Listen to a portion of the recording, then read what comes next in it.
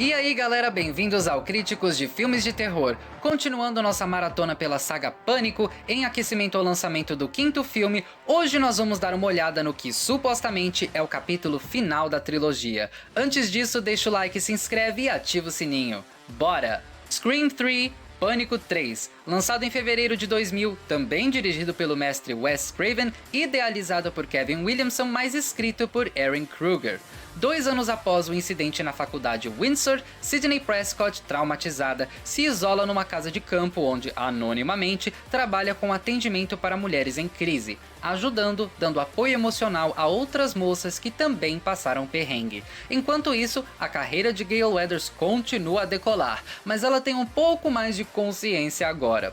Lembra do filme Stab, baseado no livro de Gale? Pois então, foi um sucesso, e tiveram a audácia de fazer uma continuação, Stab 2, adaptando os terríveis acontecimentos da faculdade Windsor. E como se não bastasse, agora estão produzindo um terceiro filme, Stab 3, que por sua vez é totalmente ficcional, inventando uma nova história em cima da tragédia de Sidney, Dewey e Gale. Ah, e Dewey, meus queridos, está trabalhando no estúdio de filmagens como conselheiro técnico. Por ter passado pela experiência real, os produtores estão usando ele como fonte para inspiração.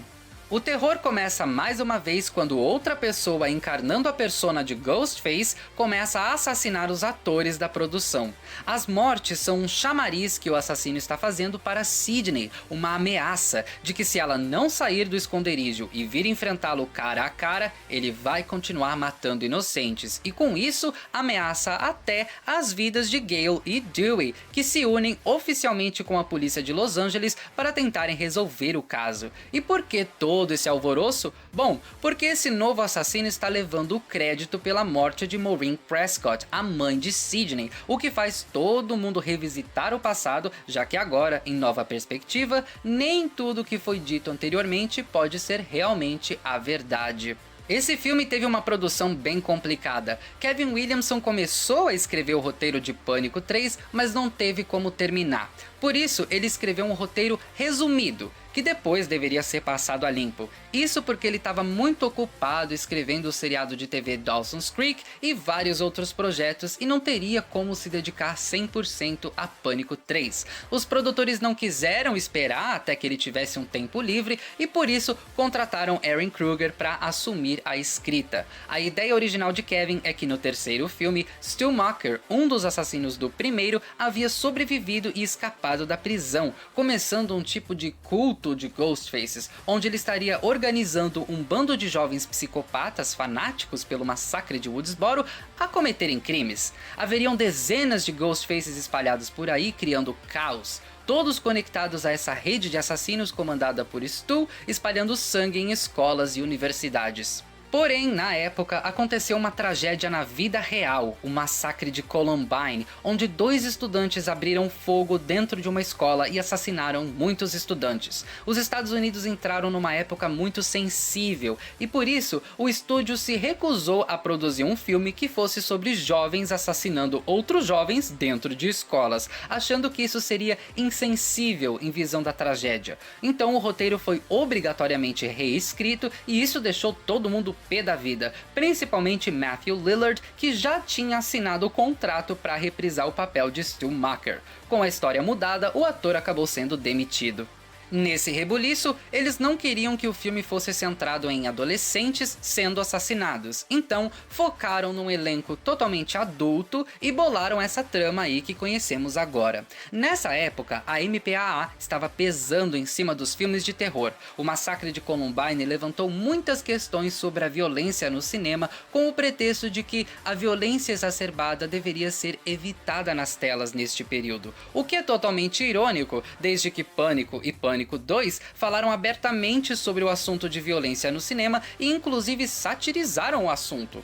É uma piada sem graça e de muito mau gosto que a franquia que aponta justamente esse assunto tenha sido censurada de alguma forma. Sendo assim, foi ordenado que Wes Craven não pegasse pesado na violência do filme. Ninguém poderia ter a cabeça arrancada, ninguém poderia ser estripado e etc. Concluindo, as mortes não poderiam pegar pesado demais ou serem ultra violentas. O resultado é um filme Pânico que, mesmo sendo o filme que mata mais gente na franquia até então, é também o que visualmente derrama bem menos sangue e exibe menos violência gráfica que os anteriores. Vamos aos pontos. Como positivos, temos o elenco. Neve Campbell, David Arquette e Courtney Cox dão tudo de si nesse aqui. É possível dizer que talvez esse terceiro filme carregue as melhores performances em questão de atuação do trio principal, digamos assim. Neve Campbell também estava com a agenda bem cheia nessa época e tinha apenas poucas semanas para se dedicar às filmagens. Por isso, as cenas dela foram um pouco reduzidas na trama. Ela brilha muito mais no clímax do filme, mas por causa das limitações da atriz, até lá, a trama em si é totalmente carregada, digamos assim, por Dewey e Gale, que tomam a frente da narrativa e criam talvez o ponto alto do desenrolar do filme, que é essa dinâmica extraordinária dos dois personagens, que estão num loop de vão ficar juntos de uma vez ou não?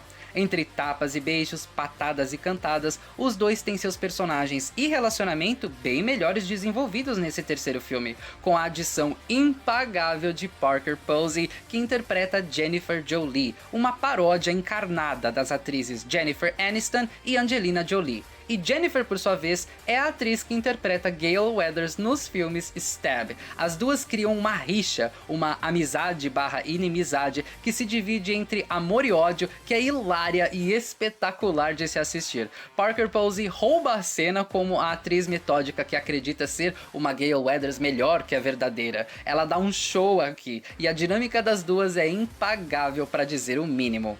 Nomes conhecidos dos filmes de terror como o lendário diretor e produtor Roger Corman e o icônico ator Lance Henriksen aparecem interpretando os executivos do estúdio que estão infernizando a produção de Stab 3 porque acham que a violência no filme é muito alta e que a produção precisa pegar mais leve. Já ouvi essa história antes, né? Devido aos acontecimentos por trás das câmeras, Wes Craven fez questão de criticar a própria Hollywood e os próprios produtores de Pânico ali, e em diversos momentos o filme faz piada e chacota, colocando na produção de Stab 3 todos os perrengues que a produção de Pânico 3 passou na vida real, como por exemplo o roteiro de Stab 3 ter 3 versões diferentes e falsas para o caso de algumas delas vazarem na internet ou na mídia, isso não afetar a produção. O elenco também conta com performances memoráveis de Patrick Dempsey, Emily Mortimer, Jenny McCarthy, Dion Richmond, o gato do Scott Foley e Liev Schreiber, que retorna como Cotton Wary.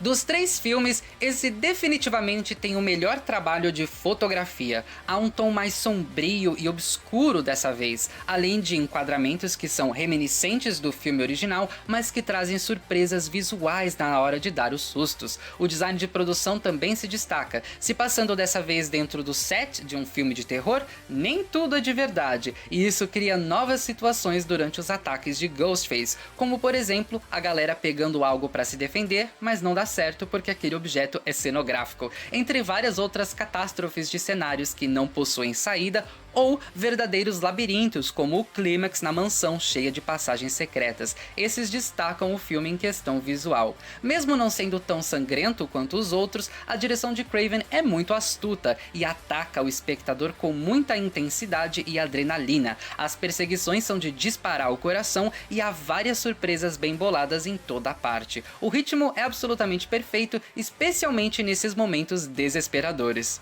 A trilha sonora entra com tudo, novamente nas mãos de Marco Beltrami. O compositor mantém todos os aspectos das trilhas dos 2 primeiros filmes, mas dessa vez os amplia, dando um tom mais épico e operístico. Dos 3 filmes, esse tem a melhor trilha sonora, até mesmo na escolha das músicas. Red Right Hand, de Nick Cave, que se tornou um tema recorrente na franquia, tem um novo e grande destaque aqui. Mesmo com toda essa atmosfera sombria, o filme traz um humor ainda mais acentuado que os outros 2, que em sua maioria funciona. O humor vem das performances, da sagacidade do roteiro em admitir o absurdo, onde Pânico 3 satiriza os processos de produções de filmes de terror, como Hollywood vê o gênero versus como a audiência vê, além de tocar em feridas polêmicas da indústria, como a exploração sexual de atores e atrizes e escândalos que a indústria normalmente tenta cobertar e manter fora da mídia. Tudo isso vem em formato de crítica e desdém para com Hollywood, mas também incorporada na própria história do filme, onde o mistério para descobrir a verdadeira identidade do assassino requer desenterrar escândalos vergonhosos que foram cometidos pela indústria. É genial, o que leva à questão de que o assassino obcecado por filmes de terror é alguém de Hollywood que trabalha dentro do sistema de produção desse gênero de filmes. O roteiro, no entanto, tem problemas. O assassino dessa vez usa um dispositivo de voz que o permite falar com as vozes de outros personagens, o que inicialmente cria situações interessantes, onde não se sabe se a pessoa do outro lado da linha é realmente um dos personagens ou o assassino, acaba depois criando lombadas na trama, onde o dispositivo questiona a lógica plausível dos acontecimentos e sua tecnologia não pode ser devidamente explicada ou fazer total sentido com a realidade. Isso fere o filme. Pânico sempre foi tão realista e esse novo elemento que teoricamente é super interessante acaba atropelando um pouco a realidade que a franquia antes passava, ao agora introduzir um elemento que beira a ficção científica. Hoje em dia, esse elemento pode ser defendido através de aplicativos de celular que modificam vozes e hoje realmente tem como você falar com a voz de outra pessoa, mas no caso de Pânico 3, o aparelho usado pelo assassino é um tanto futurista e fora da caixinha, prejudicando o realismo da trama ao invés de criar mais tensão. Mesmo com bastante ação, desespero, adrenalina e uma tonalidade mais adulta e sombria, Pânico 3 não é tão potencialmente assustador quanto os dois primeiros, pois o humor acaba se sobressaindo de tal forma que o impacto das piadas é mais avassalador que os dos próprios sustos, sendo também uma crítica a franquias de terror que nunca acabam, que sempre tem a parte 4, 5, 6, etc. Pânico 3 fez bem em se promover como o capítulo final da franquia e se a dar um ponto final definitivo, fechando arcos e completando todos os círculos possíveis. Em questão de trama, é discutivelmente um final perfeito para a trilogia, que encerra de maneira adequada, mostrando-se uma franquia ainda autoconsciente e que, diferente das outras, sabe quando acabar e como encenar um final digno e satisfatório, sem pontas soltas ou furos. O problema é que ele de início se propõe a ser muito mais ousado do que realmente é, prometendo e ameaçando matar personagens centrais com a pretensão de, no capítulo final de uma trilogia, tudo pode acontecer. Pânico 3 avisa os fãs que se preparem, pois ninguém está seguro e qualquer coisa horrível e chocante pode vir a acontecer. Porém, esse aspecto acaba ficando só na promessa mesmo, pois Pânico 3 não ousa como pretende e no fim das contas acaba brincando dentro da zona segura e não corta as gargantas necessárias para fazer jus à sua promessa de ser chocante. A revelação do assassino é bem bolada e o terceiro ato é de fato um quebra-pau muito intenso de assistir, ainda que vários resultados sejam previsíveis, o que é irônico, desde que o longa estava o tempo todo promovendo o quanto as coisas seriam inesperadas e, bem, não foi. Críticos de filmes de terror dá a Pânico 3 nota 8.5. Mesmo sob circunstâncias complicadas, o roteiro consegue se manter de alta qualidade, ainda que não rivalize os anteriores. A direção de Craven é impecável, ainda que alguns erros de continuidade em algumas cenas estejam visíveis. Design de produção é incrível, fotografia a melhor dos três filmes, assim como a trilha sonora. O elenco é icônico, ainda que vários personagens coadjuvantes sejam subaproveitados. A conclusão é um final excelente para a trilogia, mas o novo brinquedinho de Ghostface é bem questionável. Mesmo que intenso e desesperador, o derramamento de sangue é contido e deixa a desejar, ainda que traga momentos icônicos. Este pode ser tecnicamente sim o Pânico mais fraco, mas ainda assim é um filme de terror acima da média, especialmente comparado aos outros títulos que lançaram no mesmo período. Se este é o pior que a franquia pode fazer, então Pânico está em boas mãos. Há franquias que declinam muito mais, de forma horrorosa. Pânico 3 não é um filme perfeito, mas ainda é um excelente filme de terror, e ainda se sobressai em questão de qualidade comparado a outras franquias que também tiveram vida longa. É como dizem, se isso é que tá na pior, que quer dizer tá bem, né?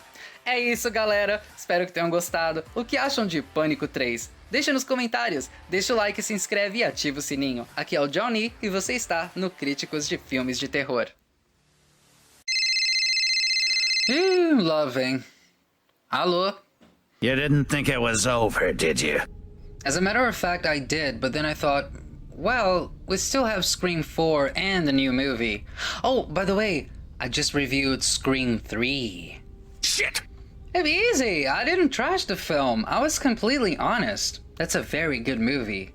I know you're used to take shit for that one, but don't be angry, okay? We give it an 8.5. That's a pretty damn good score. It's for good movies. You'll live. For now. You'll make it to the next scene. Come on. You can't kill me. I'm doing you a favor here. I don't need allies. I just need victims. Oh yeah? So what if I stop talking about your movies, huh? What you gonna do then? Consider yourself eviscerated. No, see? So let me do my job, Ghostface. Oh, by the way, what did you think of the videos so far? Not much of a jump scare, but I'll take it. Come on. Let's see Scream 4, huh? Let's see what you look like on the inside. No. Bye. Palhaço.